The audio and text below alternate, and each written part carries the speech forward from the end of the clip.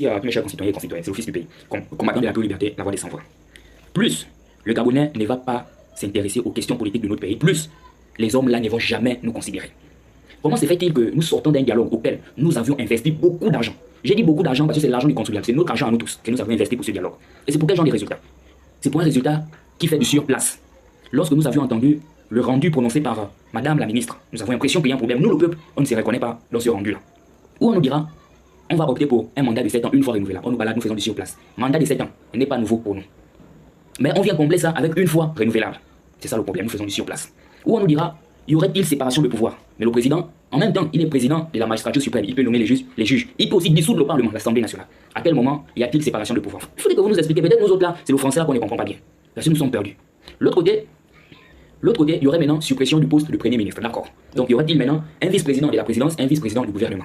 Et voilà comment nous baladons sur place. Le vice-président du gouvernement là, c'est lui qui commande le gouvernement. C'est lui qui était appelé hier chef du gouvernement, qui était le Premier ministre. C'est le vice-président du gouvernement là qui va maintenant faire le travail que faisait le Premier ministre. Mais en fait, nous allions, c'est le sur-place, on nous balade comme ça. Voilà pourquoi je me permets d'interpeller toute la jeunesse gabonaise. Car la jeunesse dans chaque pays du monde est au cœur du développement. Et il s'agit de notre pays, de l'héritage que nos ancêtres nous ont tous légué. Nous n'avions pas droit à l'erreur à ce référendum. Si nous commettons des erreurs, sachant tous que les erreurs là, nos enfants, petits-fils, arrière-petits-fils viendront payer les erreurs que nous allons commettre le jour de ce référendum. Si nous subissons aujourd'hui tout ce qui est mauvais, c'est les erreurs de nos anciens, de nos parents que nous sommes nous aujourd'hui en train de payer. Donc, vous n'êtes pas que nos générations, nos enfants, nos petits-fils, nos arrière-petits-fils viennent subir.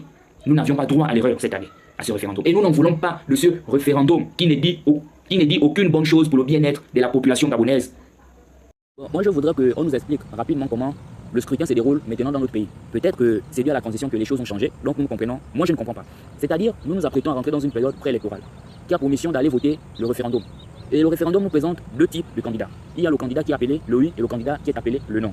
Mais avant, quand on allait là, nous, les populations, ce qui nous donnait le courage de voter chaque candidat qui était présenté à chaque élection, c'est pas son projet de société. Il vient, il nous présente son projet de société. Et nous sommes libres de l'accepter comme nous ne sommes pas libres de l'accepter.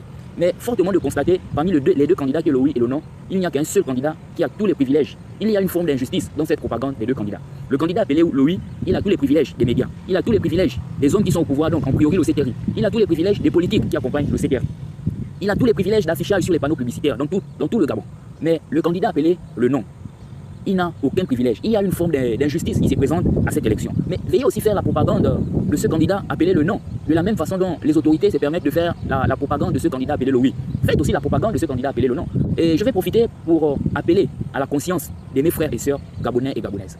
Ce référendum, c'est ce qui va présider les destinées de nos vies, les destinées de notre pays. Donc nous n'avions pas droit à l'erreur.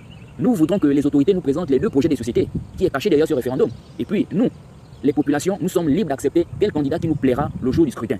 Pas faire la propagande de un et l'autre le laisser. Non, ça c'est une forme d'injustice. Et c'est cette injustice que nous ne voulons plus. Nous voulons une élection libre et transparente. Et nous voulons que cette élection commence par le référendum avant d'arriver à la grande échéance électorale. Si déjà, celui de ce référendum se passe de la même façon que nous sommes en train d'observer les choses, ça voudrait dire que la grande échéance aussi, cette élection présidentielle que nous préparons tous, ne va pas aussi se passer dans la transparence. Et nous voulons cette transparence afin d'atteindre une pure démocratie. Donc c'est l'Office du pays combattant de la pure liberté de la voix des sans-voix.